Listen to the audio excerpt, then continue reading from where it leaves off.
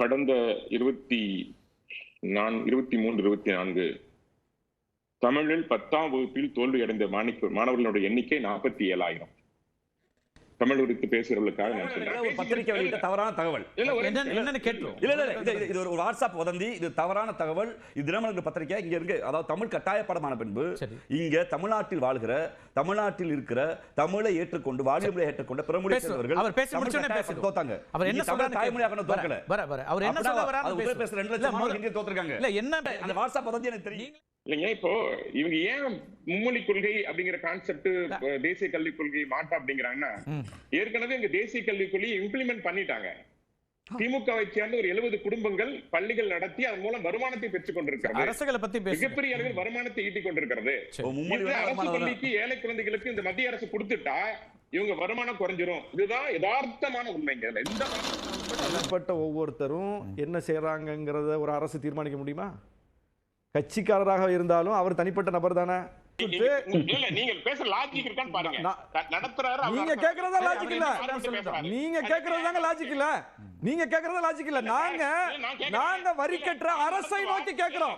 நாங்க கேக்குற கேள்வி, ஒன்றிய அரசுங்கிறது எங்கள் அரசு, ஒன்றிய அரசுங்கிறது எங்கள் அரசுங்க. அரசை நோக்கி கேட்கும் போது தனியாரை நோக்கி நீங்க கேட்க சொல்றீங்க. இதுதான் அபத்தம்.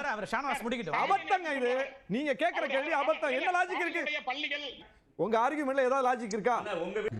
சரி, ஆங்கிலம் படிப்பவர்கள் 10 விழுக்காடு தான் இருக்காங்க, அதை எப்படி ஏற்க முடியும்னு ஒன்றிய அமைச்சர் கேட்கிறாரு. சமஸ்கிருதம் படிப்பவர்கள் எத்தனை விழுக்காடு இருக்காங்க? அதுக்கு எப்படி வாரம் கொண்டாடுறீங்க?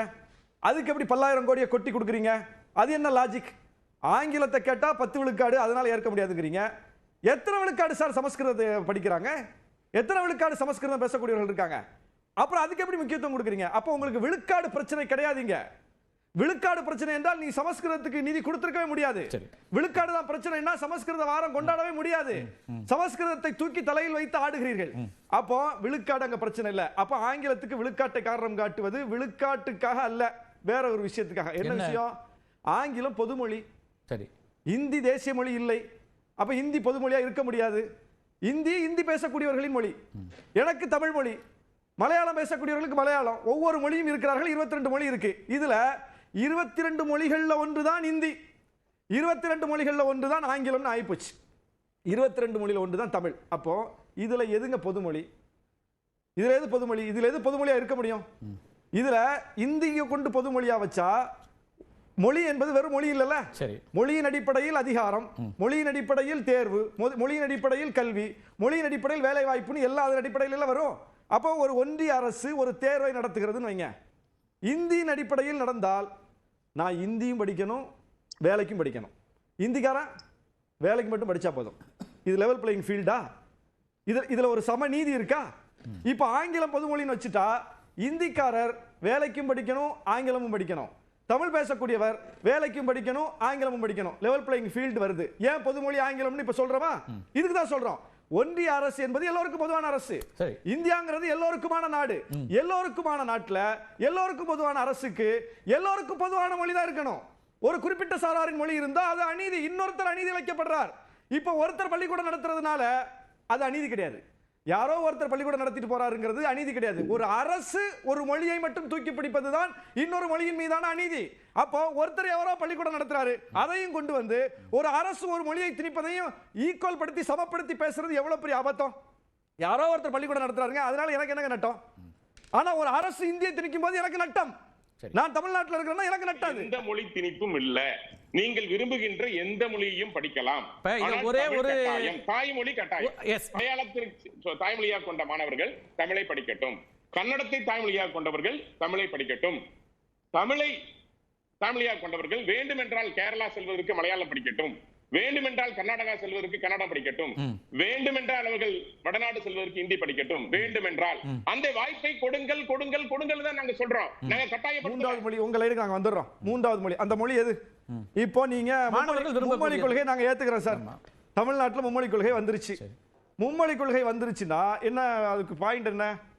எல்லா பள்ளிக்கூடங்கள்லயும் எந்த மொழியையும் கத்துக்கலாம்னு அர்த்தம். அப்படிதானே? 22 மொழியை கத்துக்கலாம். சரி, 22 மொழியை கத்துக்கிறதுக்கு மும்மொழி கொள்கை நம்ம ஏத்துக்கிட்ட பிறகு நம்ம பிள்ளைங்க தயாரா இருக்காங்க. பள்ளிக்கூடத்துல நம்ம பிள்ளைகள் எந்திரிச்சு நான் ராஜஸ்தானி கத்துக்கணும்னு சொல்றாங்க, நான் குஜராத்தி கத்துக்கணும்னு சொல்றாங்க. சரி, நான் வந்து மராட்டி என்ன தேர்வு கத்துக்கணும்னு சொல்றாங்க, சரி, நான் வந்து மலையாளம் கத்துக்கணும்னு சொல்றாங்க, நான் உருது கத்துக்கணும்னு சொல்றாங்கன்னு வைங்க. எதுக்கு டீச்சர் இருப்பாங்க? யார் காசு கொடுப்பாங்க? ஒன்றிய அரசு மும்மொழி கொள்கையை கொண்டு வந்த பிறகு, புதிய கல்விக் கொள்கையை கொண்டு வந்த பிறகு 5 ஆண்டுகள் ஆகி போச்சே. இந்த 5 ஆண்டுகள்ல இந்த புதிய கல்விக் கொள்கையில இந்த மும்மொழி கொள்கையை அமல்படுத்துவதற்கு 22 மொழிகளுக்கும் சமமான நிதி பங்கீடு செஞ்சிருக்கீங்களா? கட்டமைப்பை வலுப்படுத்திருக்கீங்களா? ஆசிரியர்களுக்கு 22 மொழிகளுக்கு ஆசிரியர் வைக்கணுமே, அதுக்கான செட்டப் இருக்கா? ஒண்ணுமே கிடையாது. அப்ப நீங்க என்ன மும்மொழி கொள்கையை ஏத்துக்கலாம். ஏத்துக்கிட்ட பிறகு நாம வந்து நம்ம விரும்புற மொழியை படிக்கணும்னு சொன்னா நீங்க என்ன பதில் சொல்லுவீங்க? ஆசிரியர் இல்ல. அப்ப எதுக்கு ஆசிரியர் இருப்பாங்க? இந்திக்கு எப்போ ரெடியா இருப்பாங்க. ஏன்னா அதுக்கு தானே நிதி இருக்கு. ஒன்றிய அரசு கொடுக்கிற நிதி எதுக்கு? இந்திக்கு தான் இருக்கு. சமஸ்கிருதத்துக்கு ஆசிரியர் இருப்பாங்க. தேவை இருக்குன்னா அது அடுத்து உருவாக்கப்படும். இப்ப நீங்க ஒரு இடத்துல வந்து மாணவர்கள் அதிகமா ஒடிசா சார்ந்தவங்க இருக்காங்க, அவங்களுக்கு தேவைன்னா அந்த இடத்துல ஒடிசா. அது பேச்சு கிடையாது. அது பேச்சு கிடையாது. தேவை இருக்குன்னா தான் இந்திக்கு நிதி கொடுப்பாங்களா அல்லது ஏற்கனவே கொடுத்துட்டாங்களா? எதிராக சட்டப்படி தான் கேட்கிறோம். ஏதாவது தப்பா கேட்டிருக்கோமா? சரி, ஓகே. நம்ம உரிமையை நம்ம கேட்கிறோம். அது ஒரு தனிப்பட்ட கட்சியின் கொள்கை இல்ல. அதுதான் நீங்க பார்க்கணும். இது அனைத்து கட்சிகளின் குரல். தமிழ்நாட்டில் ஒரு கட்சி அவங்களுக்கு இதுக்கு துணைக்கு வரும்னு சொல்லுங்க. அதுக்கப்புறம் நம்ம பேசலாம். திரும்ப நாங்க செஞ்சோம் திமுக கல்வியில் சிறந்த தமிழ்நாடுன்னு பாரதியாரே பாடிட்டு போயிட்டாருங்க. இங்க இருக்கிற மக்கள் இதிகாசங்கள் இருந்து, ராமாயணங்கள் இருந்து, பல விஷயங்கள், கம்பர்ல இருந்து இன்னும் எவ்வளவோ விஷயங்களை கொடுத்த தமிழ்நாடுங்க. அறிவில் சிறந்த மக்கள் தன்னோட கையால குட்டிக்கரணம் போட்டு வளர்ந்த நாடு தமிழ்நாடு. ஆனால் அதை எப்படி பின்னோக்கி கொண்டு போயிருக்காங்க திராவிட கட்சிகள் அப்படிங்கறதுதான் பாயிண்ட். பாரதி பாடிவிட்டார். பாரதி எப்போதோ பாடிவிட்டார் கல்வியில் சிறந்த தமிழ்நாடுன்னு. இவங்க தான் வந்து படிக்க வச்சாங்களான்னு கேக்குறாரு. காமராசருக்கு என்ன சொல்றோம்? கல்வி கண் திறந்த காமராசர். அது பாரதி பாடுறதுக்கு முன்ன திறந்தாரா, பாரதி பாடுறதுக்கு பின்னாடி திறந்தாரா? கல்வி கண்ணை எப்ப திறந்தாரு காமராசர்? அவர் ஆட்சி பொறுப்புக்கு வந்து. அது பாரதி பாடினதுக்கு பிறகு தானே. அப்ப காமராசர் பாரதி பாடினதுக்கு பிறகும் கல்வி கண்ணை திறக்க வேண்டிய தேவையா வந்துச்சு? நாகராஜ் பதில் சொல்லுவாரா? அப்ப கல்வி கண்ணை காமராஜர் திறக்கலன்னு சொல்ல வர்றாரா அல்லது திறந்துட்டாருன்னு சொல்ல வர்றாரா? என்ன சொல்ல வர்றாரு? திறந்துட்டாருன்னு அவர் சொல்ல வந்தாருன்னா பாரதி பாடினது அப்போ டிஸ்பியூட் ஆகுது. அப்ப பாரதி பாடினாலும் இத்தனை காவியங்கள், இத்தனை விஷயங்கள்லாம் எப்படி வந்தது? கல்வி கண் திறந்தவர் காமராசர். நீங்க ஒத்துக்கிறீங்களா இல்லையா?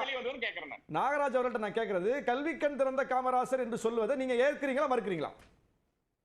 பாருங்க, கல்வி தேடுவர்களுக்கு கல்வி கண்ணை திறந்து வைத்தவர் காமராஜர், மாற்று கருத்து இல்லை. கல்வியை விளங்கிய தமிழ்நாடு கல்வியை கொடுக்க வேண்டிய தேவை இருந்தது. பள்ளிக்கூடங்கள் மூடப்பட்டன. இந்தியை கொண்டு வந்து திணித்தார்கள். எல்லா மக்களுக்கும் போய் கல்வி சேருவது தடுக்கப்பட்டதுங்க. யார் தடுத்தா? அப்ப ஒருத்தர் தடுத்தா தானே அதை சீர் செய்யறதுக்கு ஒருத்தர் தேவைப்படுவாரு. நீங்க தான் கல்வி ஆறா ஓடுது பாரதியே பாடிட்டாருன்னா அப்புறம் காமராஜருக்கு வேலை இருந்துச்சு. அப்ப காமராஜருக்கு அந்த வேலை இருந்துச்சுன்னா அதே வேலை தானே திராவிட கட்சிகளுக்கு இருந்திருக்கும். காமராஜர் அந்த வேலையை செஞ்சாருன்னா அதே வேலை தானே திராவிட கட்சிகளும் செஞ்சிருப்பாங்க.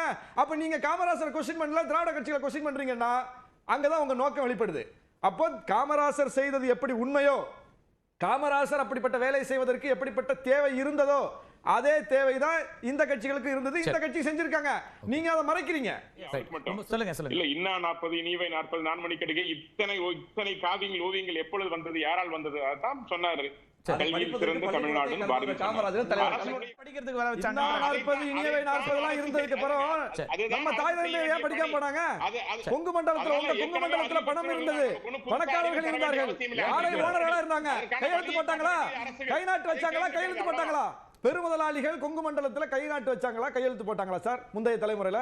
சொல்லுங்க. போன தலைமுறை என்ன? போன தலைமுறை